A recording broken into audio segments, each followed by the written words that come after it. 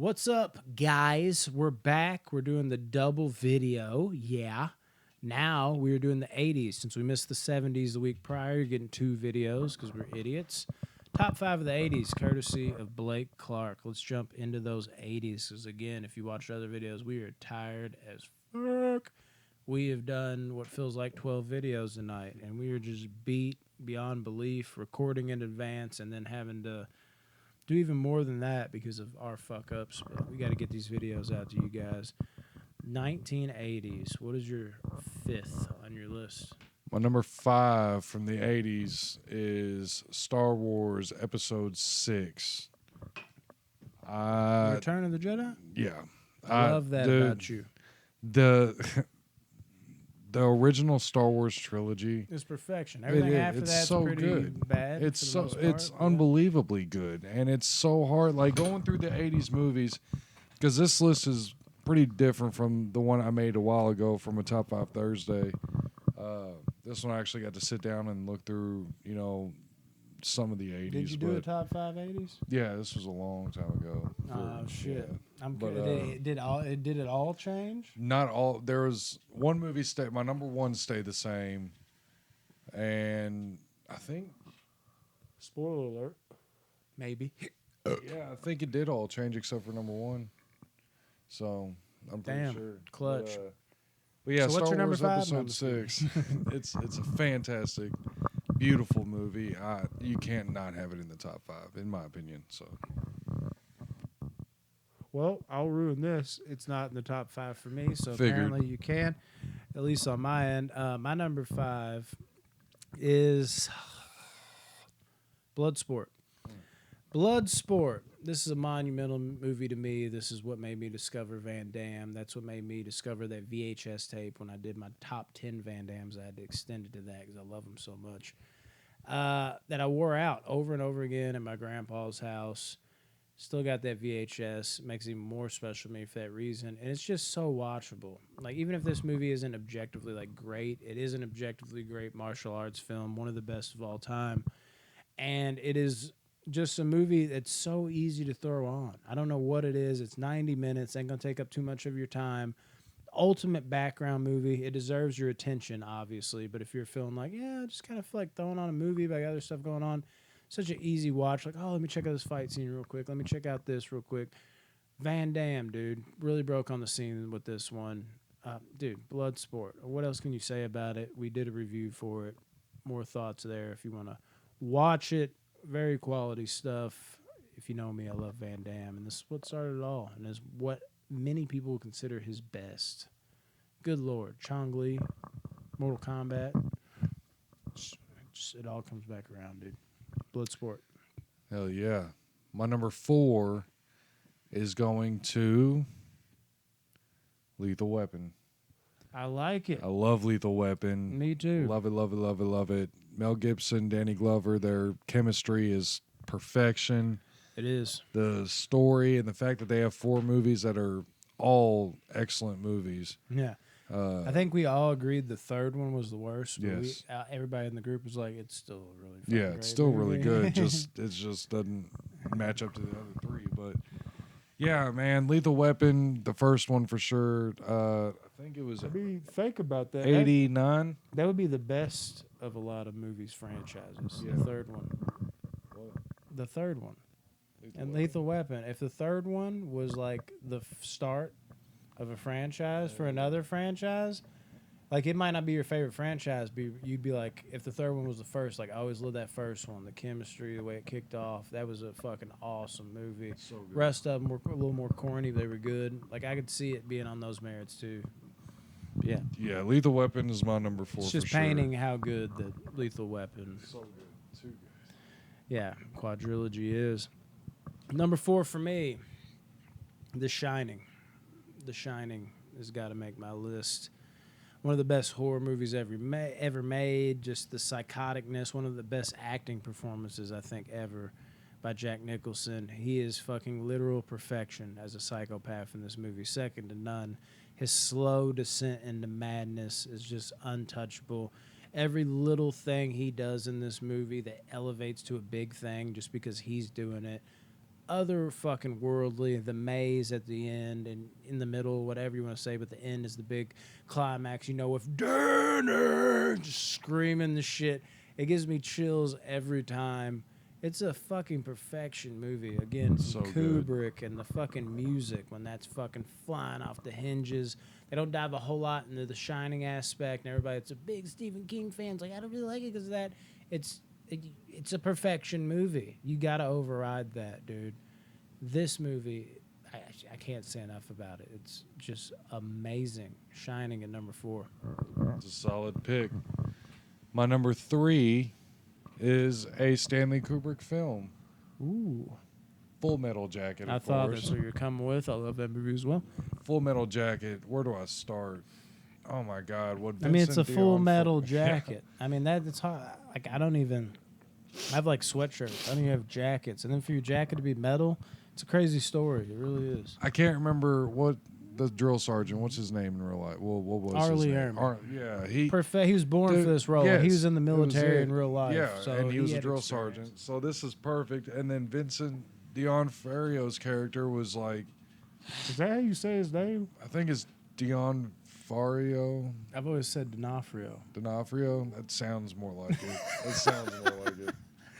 Yeah, But- dude, it's always been Vincent D'Onofrio to me. You're like, Dude, D'Onofrio.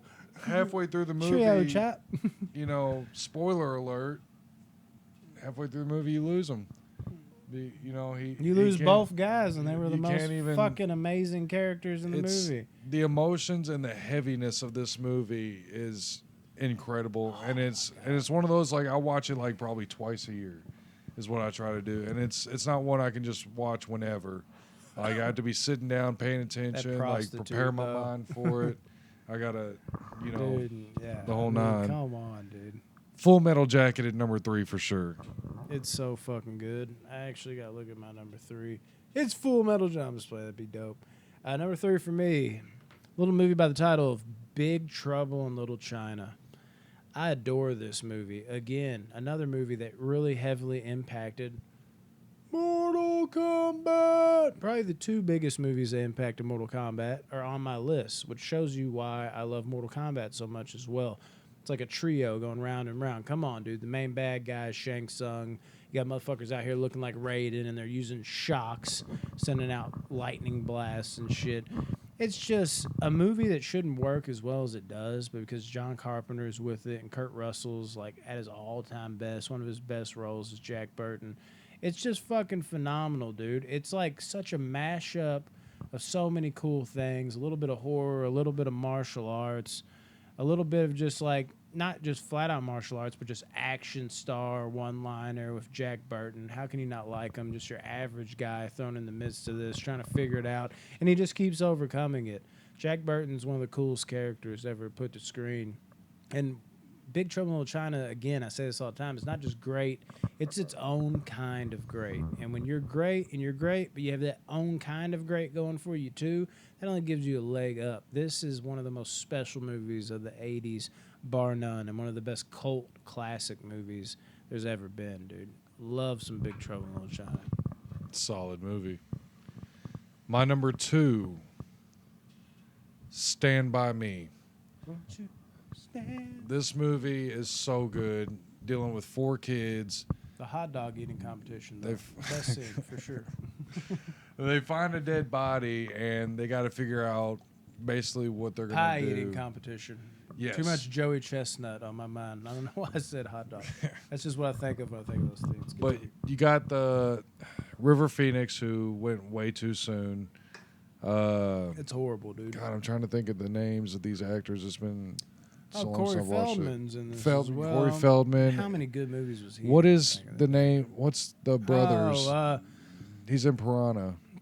no, Jerry O'Connell? Yeah, it's Or his is that the brother, I brother? think. What's the brother's name? Or is it Jerry? No, I think it's Jerry. Pretty There's positive it's Jerry, Jerry. and what? I forget the other, but I'm pretty positive it's Yeah, Jerry. so yeah, O'Connell. Jerry. He's a chubby one in this. But, Yeah, I'm pretty sure it's Jerry. but yeah, Stand By Me. It's very, very deep for a movie dealing with kids. It's I don't know how else to really explain it. It's just it's so it's just so good. I don't know how else to put it. Like it's just the story itself is mesmerizing. Train scene, dude, like all of it. amazing running. It's intense. It's about as deep as the water they were in when old dude got leeches put all over him. Oh my Jesus! People forget it's a Stephen King movie too. Yeah. That's like everybody talks about, dude. Like Stephen King horror, but you think about like Stand by Me, The Green Mile, fucking Shawshank. Dude, he's got some bang. Like his best movies might be out of the horror genre, but people forget. You say you're like, oh yeah, I'm an idiot. Why did I think of those? So 3 of the best movies of all time to some people. So yeah, my number 2 is Stand by Me. Stand by me. You might have to stand by me in a second to get up and stop that yawning. Oh shit. My number 2, Van Damme makes another appearance. Kickboxer. Yes, I've always liked Kickboxer a little more than Bloodsport. That's how tight this top 5 is. I mean, it is damn close. His whole instructor in this movie, I love him. I love a lot of the comedy. I love the revenge tale. I mean, you get that a bit with Jackson and Bloodsport later in the movie, but the whole movie is based around revenge for his brother. Tong Po, arguably better than even Chong Li in Bloodsport. Tong Po is downright creepy. Like, I love at the end when they're fighting with the glass, and they're just I mean, dude, he's over there cutting Van Damme. There's even more energy in it because he rapes Mei Ling, because he's like, Mei Ling, good fuck, like middle of the fucking fight, and he's like, tell me it isn't true, and she's like, oh, like she was raped, like it wasn't even her fault. And Van Damme just, when he comes out of that, as he always does, he's getting beat up and just fucking fires on all cylinders and gives him a whoop ass of a lifetime. Maybe his best helicopter kick ever. The way it was shot was so beautiful in this movie when he connected with him. But Tong Po in general, dude, when he was literally round for round calling out what he was going to fuck him up with. Like, he was over there like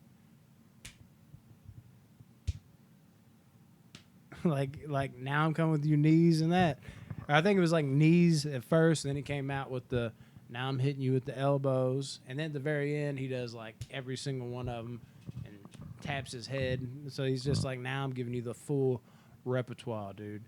And great villain, as always with Van Damme. Intimidating villain, I'll say that. You know, it's not like talk, deep backstory, just intimidating. And one of the best in-fight scenes, like, in a movie ever. And the training sequences with the kick the tree. And he's just like, oh, I can't do it. And he's just like, you do it or you get out. And he's like, what do you mean? And he's like, I'm not going to train you. And he's fucking just launching in that tree. His leg's already basically broke. Because he's like, you want me to break my leg? Like, it's just fucking amazing. Like, there's so much, like, let's fucking go in that fucking movie. Van Damme was just a king back then. And, yeah, this movie's got to make it. Kickboxer is a legendary martial arts flick. Fucking Kickboxer. God, they've made like 30 of those now, too. I believe they made 4, 3 after Van Damme, and then come back for the sequels. And then the 2 most recent ones, where he's now playing the teacher instead of Kurt Sloan. It's wild seeing him on the other side of that. But yeah, they're not. The first one's actually good for what it is. Second one, not so much. But the end fight in the second one, where Alain Moussi fights the mountain, it goes on for like 20 minutes. And it could be like over long, but the whole time you're like invested because you're like, how the hell is he going to turn around this fight and beat this big motherfucker? It was intense. So I like both of the latest ones, 2 of Van Damme's better later career efforts. All right, my number 1. I wasn't done. I'm just playing. I was just taking a drink of beer. Nah, it was good. My number 1 is, it will always be The Breakfast Club. Oh, yeah. This movie is a perfect movie to me. I love The Breakfast Club. It's detention, bro. Like, I mean, as many times I've been in detention, it's like I feel it. When you said that, I thought you said it's the tension, bro. And I was like, is there a lot of tension in that movie? And then I pieced There it is out. some tension. There is, but I was like, is that where you go first with it? Then I was like, didn't say the tension. He said detention. Yeah. Detention. It has a lot of tension in it. The overarching theme of the movie either, by the way. The character development is flawless in it. Like the way they all change because every one of them changes before they leave that day, and it takes place in an 8-hour period. The whole movie takes place in 8 hours. True. You know, you find out the wrongs and rights of everybody. It's just it's. I watch this movie so many times every year. I can't tell you how many times I've seen it. It's just amazing to me. A perfect movie. So check her out. Yeah, it's phenomenal. My number one. Do you know what my number one is? 80's. Yeah. Friday the 13th. No. Oh, I have no idea then. You will after I say it. Van Damme was actually a part of this movie at one point too. he was. Yeah, shockingly enough, but What is it? it became this high on my list before I even knew he was a part of the movie. I was like, holy shit, he was originally going to be the Predator? Oh. Predator! Yeah. Oh my lord, dude. This is Arnold's best to me. He's at his all-time badass. His whole crew, the 7 fucking infantry fucking corps members, all fucking just reeking of testosterone. Fucking just, I can't say enough about this movie. Just intense as fuck. Like I said, testosterone, the most testosterone-driven film of all time. One of the best action films of all time. One of the better sci-fi movies. You got to add that into there too. One of the better horror movies. Like, it's got everything, dude. If you want to see an action sci-fi horror movie all meshed into one, nothing really comes close. Aliens is definitely right there. Most people probably even say that's better. Not on my fucking watch, dude. Predator all fucking day. Love every one of these fucking characters. Oh my god. Now, you want to talk about a film that doesn't have really any character development at all, but yet they're able to skim over that and jump straight into the action, and you still care about every character, and they skipped over the character development? That's rare, dude. They just have a natural chemistry where you believe and fucking love these guys, and little subtle remarks kind of make you, when you go back and watch the movie a million times like I have, you're like, oh, so this is kind of how this guy is. This is kind of this guy is. They do it with subtleties, and they don't fucking add another 20 minutes like, this is how this guy. No, we're throwing you right into the mix, and you're getting thrown right into the mix with one of the coolest fucking monsters, if not the coolest monster ever put to screen. Predator is fucking genius for an action movie. I almost said martial arts, horror movie, all that shit. It's fucking great. Predator is an awesome movie.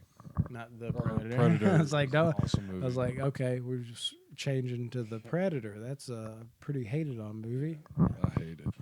Yeah, it's not very good. I liked it opening. Hell night, yeah. and then 70s and 80s. got worse and worse. Good shit. Love y'all, man. Got them both out to y'all. 90s next week. Get at me. And us. Yeah.